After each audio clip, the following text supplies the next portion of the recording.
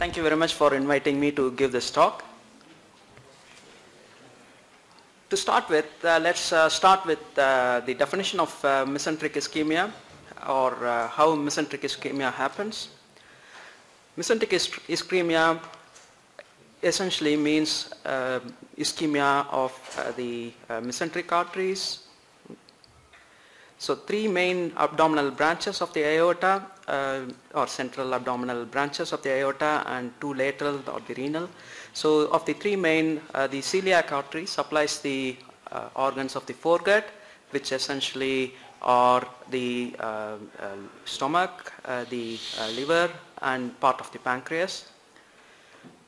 And you have the superior mesenteric artery, which supplies the midgut structures, and that would be part of the pancreas, small bowel, and the colon up to about middle third of the transverse colon.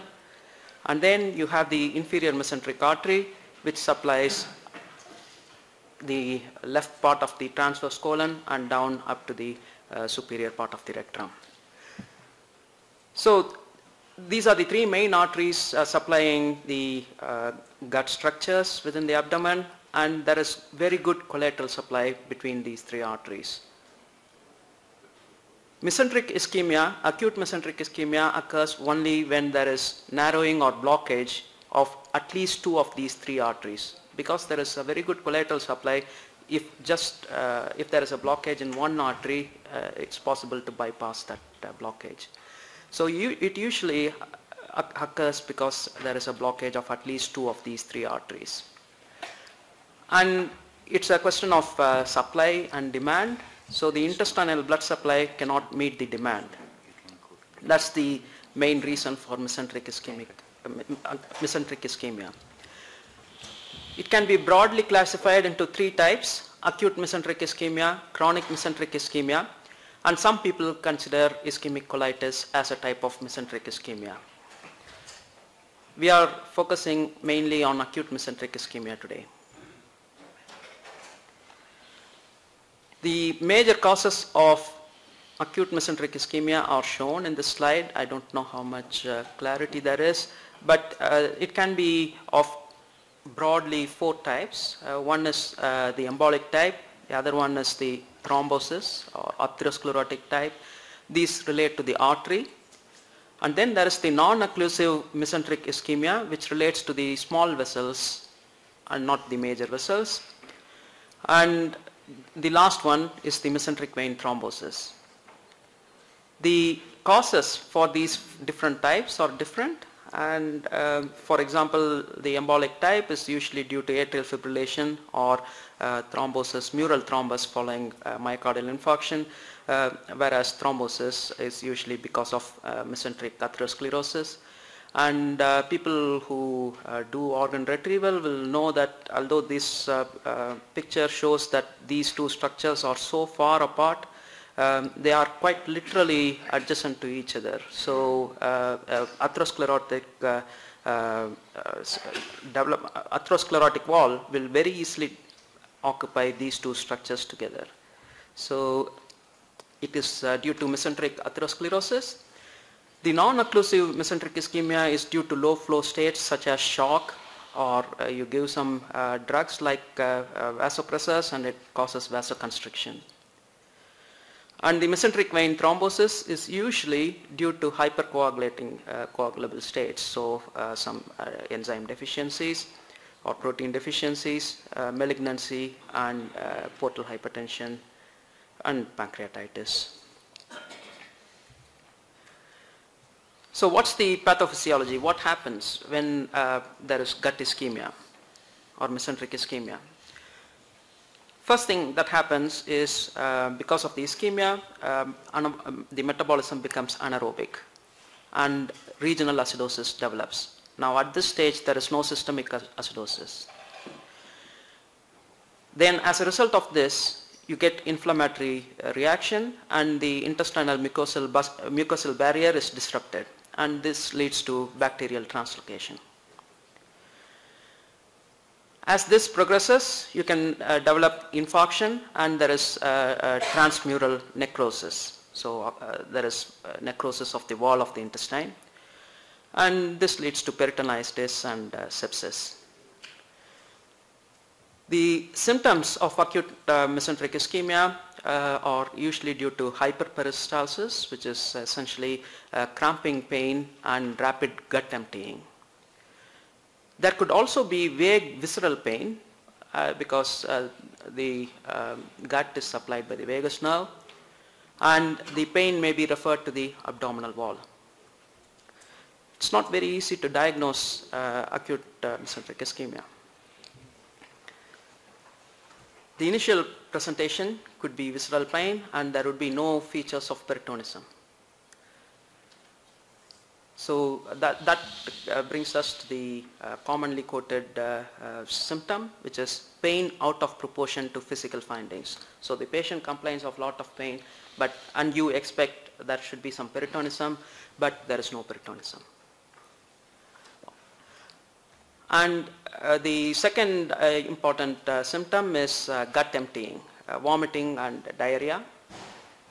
As people will tell, well, pain, vomiting and diarrhea, that's the symptom for almost every abdominal, acute abdomen. So how do we differentiate an acute abdomen without acute mesenteric ischemia and patients with mesenteric ischemia? It's actually very difficult to distinguish, and the main reason why people diagnose at this stage, at an early stage, is because of suspicion in people with predisposing conditions. Of course, if you don't diagnose at an early stage, then people go on to develop bowel infarction, and they may have bloody diarrhea, peritonitis and sepsis. At this stage, people would recognize that it's very advanced. How does acute on chronic mesenteric ischemia present? It's usually due to atherosclerosis or venous thrombosis, and patients usually have symptoms of chronic mesenteric ischemia such as postprandial pain, pain after eating, fear of food. Because of pain after eating, people don't eat food, and that leads to weight loss. And you may hear abdominal bruit if you put your stethoscope.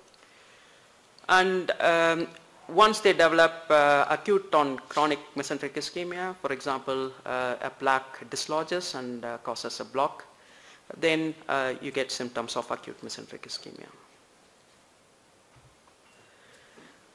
The differential diagnosis for acute mesenteric ischemia is almost every acute abdomen possible, and apart from that, it could be referred pain from urological causes, from chest, general and other causes. Again, there is a broad list of differential diagnosis.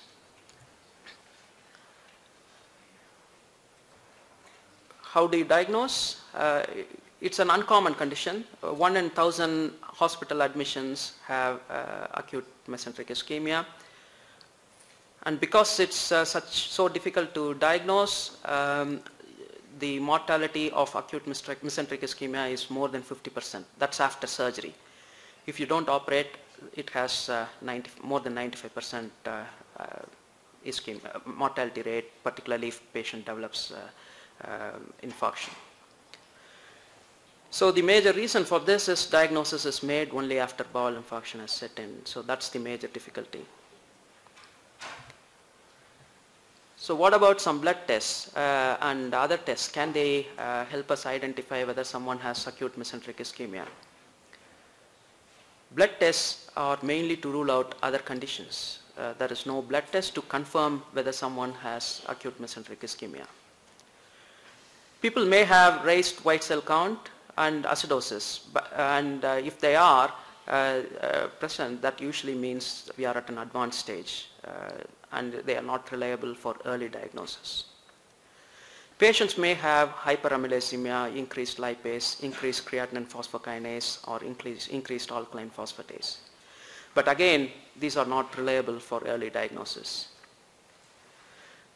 Other biomarkers such as D-dimer, L-lactate and ischemia modified albumin are being investigated as potential biomarkers for acute mesenteric ischemia. So the message is there are no reliable blood tests to diagnose acute mesenteric ischemia. What about imaging? Can we rely on an X-ray abdomen? The X-ray abdomen is commonly normal. You may have air within the intestinal wall. It's called pneumatosis intestinalis, and thumb printing, which is essentially thickening of the intestinal wall due to edema from necrosis. You may have gas under the diaphragm once there is perforation. Again, all of you might note that these are all at an advanced stage of acute mesenteric ischemia. One investigation that may help is the CT scan, contrast CT scan. A contrast CT scan can find wall thickening, abnormal wall enhancement. It's usually either decreased or increased wall enhancement. You may find air within the intestinal wall. You may have gas in portal vein, and you may also find the embolus. So, for example, in here, you have a filling defect there in the portal vein. Then you know that there is some embolus or thrombus obstructing the portal vein. What are the other investigations possible? Angiography was usually considered as the gold standard, but now it's not considered as the gold standard because it's invasive. It can reveal the site of obstruction and is the best modality if, for example, non-occlusive mesenteric ischemia is suspected, because at the same time as you do the test, you could also inject some vasodilators. Duplex ultrasound is not usually useful in the acute mesenteric ischemia setting. It is the main methodology in chronic mesenteric ischemia. People have also investigated MRI as a potential investigatory method. So, what's the evidence? So, which tests are good and which tests are not good? There was a recent systematic review and meta-analysis of all the tests related to acute mesenteric ischemia, and this table shows the sensitivity, specificity and likelihood ratios. I don't know about others. I can never understand these things, so I always convert it into probability of a positive test and probability of a negative test. There are statistical ways that you can do that using formulae, and I have done that based on the numbers I found in the paper, systematic review, and it shows that CT scan, multi-director CT scan, multi-director CT scan is the only modality which has a reasonable accuracy. So it, for example, if in a patient with low risk of acute mesenteric ischemia, it will show that if it's positive, then you can be 60% sure that somebody has acute mesenteric ischemia. If it is negative, you can be sure that there is only 1% chance that that person has acute mesenteric ischemia. So it is fairly reliable. So now that the diagnosis has been made, usually with a CT scan, how do you treat this patient? So you have some basic supportive treatment like fluid resuscitation, antibiotics and heparinization. Laparotomy and resection of the dead bowel is the principal treatment if you find dead bowel. What's the definitive treatment? For embolus and thrombus, it's revascularization. Embolectomy is usually, usually you have to do embolectomy. It's not possible to just do thrombolysis when you find embolus. Now, with regards to embolus and thrombus and revascularization, there is a big controversy about whether you should do it by open surgery or endovascular surgery. We'll come to that issue later. But for the time being, understand that revascularization is the definitive treatment for embolus and thrombus. For non-occlusive type, it's the treatment of the primary cause. And you may also consider transcatheter infusion of vasodilators such as piperine. For venous thrombosis, it's systemic anticoagulation and supportive treatment. You can also consider transcatheter infusion of thrombolysis, so that's possible as well. Is there a role for second look laparotomy? There is no consensus on this. You may do a second look laparotomy 24 to 48 hours after bowel resection, and to a certain extent it can overcome the difficulty in monitoring the intraoperative and postoperative monitoring of bowel viability.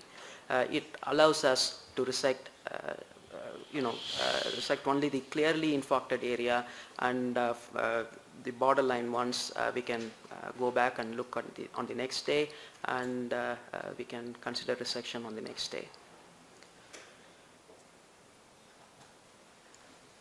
Sometimes there is vasospasm after revascularization procedures, and also vasopressors to maintain blood pressure is given, so that more bowel can become ischemic, so that you can visualize on the second look laparotomy.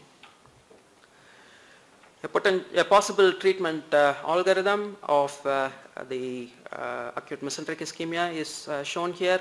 In summary, it essentially summarizes what I had told you before. If it is embolus and thrombus, it's revascularization.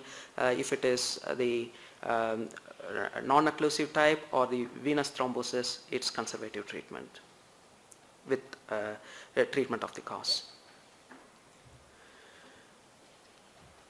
I said there is a controversy regarding the controversy regarding open versus endovascular treatment of acute mesenteric ischemia. There is no randomized controlled trial. This is a retrospective review of a big US database, and there is of 40 million hospitalizations, there were 23,750 people with acute mesenteric ischemia, of which 679 underwent vascular intervention. 514 had open surgery and 165 had endovascular surgery. The mortality, as you can see, is pretty high, 39% versus 25%. Mortality was higher in open surgery, and the length of hospital stay was also higher in open surgery. And the bowel resection was also higher in open surgery. But you have to question whether this is because of the treatment given, or was it because people suspected bowel ischemia that people actually did open surgery. So that you have to start questioning that. In fact, they found that lactic acidosis or ARDS was more in the open surgery group. So to settle this issue, a randomized controlled trial is needed. The authors also summarized the comparison between open versus endovascular surgery, and you can see that mortality is pretty high. So conclusions: acute mesenteric ischemia has very high mortality despite surgery. The only way that you can decrease this mortality is having a high index of suspicion and performing an early diagnosis with CT scan. And you have to treat them early after the diagnosis, and this depends upon the type and presence of bowel infarction. And there are no randomized controlled trials on this topic. It's actually very difficult to perform a randomized controlled trial because of the rarity of the condition. Based on a 20% relative reduction from 50% mortality to 40% mortality, you will need 780 participants. That means you have to recruit every patient from every single hospital in UK for a year. As people will know, that's very difficult to achieve. That's the bibliography. I have a couple of questions for the audience. Question 1, which is the best investigation for diagnosis of acute mesenteric ischemia in a patient presenting with abdominal pain, vomiting and diarrhea? People can move.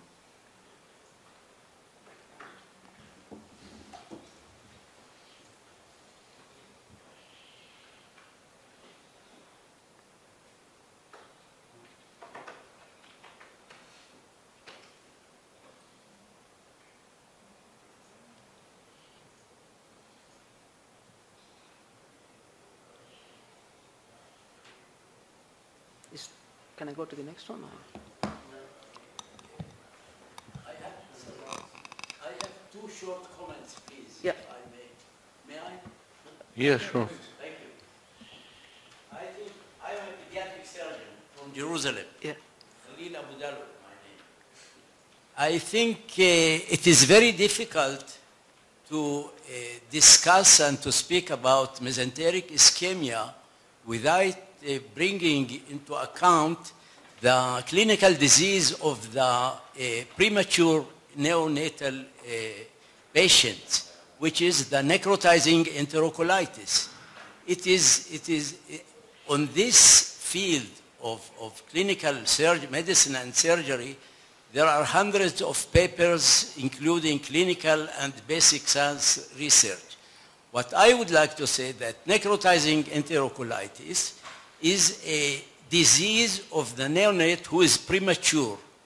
And the neonate who is premature has the background for ischemia. This is the necrotizing enterocolitis is ischemia of the premature infant. Now, for the question if also full term may have it, yes. Also full term who has full length of pregnancy, if he has abruptio placenta, he might have very severe ischemia of his bowel with very severe necrotizing enterocolitis. And the treatment for ischemia, mesenteric ischemia, is of course medically, but only in case of perforation or persistent lactic acidosis and persistent signs of sepsis, we have to do surgery. Regarding the ischemia in older children, and maybe young adults, I call it's one of the fine arts of surgery. It is rather a way of analysis and integration of what's going with the patient. We have to hear the patient, to hear what is his nature of complaining. If it is colicky abdominal pain, if it is agonizing pain, if it goes with ischemia, and we have to collect all the findings, especially the clinical main complaint with the clinical findings, together with the laboratory leukocytosis, lactic acidosis, and so forth. The clinical diagnosis is very, very important in all these cases. And I think it is very important to stress these things when we are discussing mesenteric ischemia. Yes, I am sorry. For instance, closed loop obstruction. If you don't think about it, you will not do the surgery in time. Thank you. Yes, I am sorry. I focus mainly on adults, not on children. This was mainly related to adults. Do you like the answers to that question? Oh, okay, good. Thank you.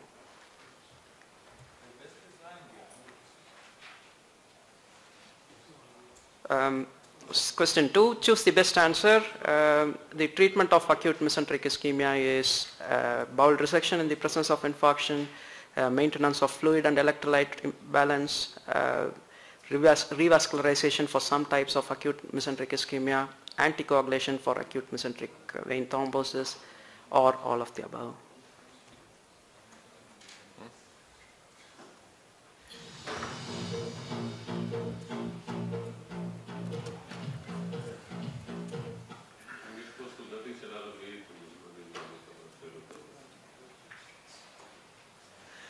Yes, the answer is all of the above because different types have different treatments.